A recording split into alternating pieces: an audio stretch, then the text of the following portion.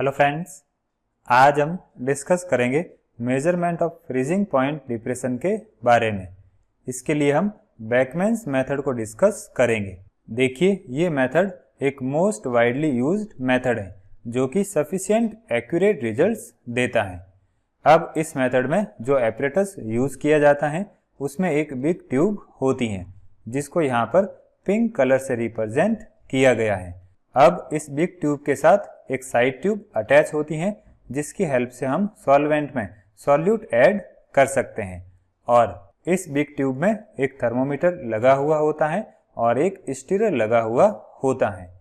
अब इसके बाद इस ट्यूब को सॉल्वेंट के डेफिनेट वेट के साथ फिल करते हैं और ये सॉल्वेंट इतना सफिशिएंट होना चाहिए जिसमें कि इस थर्मोमीटर का बल्ब डिप हो जाए। इसके बाद हम इस बिग ट्यूब को एक दूसरी ट्यूब में रखते हैं जिसको यहाँ पर ब्लू कलर से रिप्रेजेंट किया गया है। अब इन दोनों ट्यूब्स को इस तरह से अरेंज किया जाता है जिससे कि इनके बीच में एयर गैप रहे। यहाँ पर जो एयर गैप है वो ब्लू कलर से रिप्रेजेंट किया गया है। इसके बाद ये जो कंप्लीट सिस्टम है उसको एक ऐसे आउटर वेसल में रखा जाता है जिसमें कि फ्रीजिंग मिक्सर होता है और इस फ्रीजिंग मिक्सर का टेम्परेचर प्योर सॉल्वेंट के फ्रीजिंग पॉइंट से 5 डिग्री बिलो होता है। अब देखिए, इनर ट्यूब और आउटर ट्यूब के बीच में जो एयर गैप होता है वो एयर जैकेट की तरह काम करता है और डायरेक्ट हीट कंडक्शन को प्रिवेंट करता है जिससे कि सुपर कूलिंग हो सके। अब इनर ट्यूब और आउटर ट्यूब वाले सिस्टम को जब फ्रीजिंग मिक्सर में रखते हैं तो इनर ट्यूब में फिल किए गए सॉल्वेंट का टेम्परेचर ग्रेजुअली डिक्रीज होता है और सुपर कूलिंग की वजह से सॉल्वेंट का टेम्परेचर ट्रू फ्रीजिंग पॉइंट से भी बिलो चला जाता है। इसके बाद स्टीरर की हेल्प से जब सॉल्वेंट को स्टीर किया जाता है तो सॉलिड सेपरेट होना स्टार्ट हो जाता है और वहां से लेटेंट हीट फ्री होती है जिसकी वजह से थर्मोमीटर में मर्करी राइज होता है और एक पॉइंट ऐसा आता है जब टेम्परेचर कांस्टेंट हो जाता है जिसको नोट कर लिया जाता है।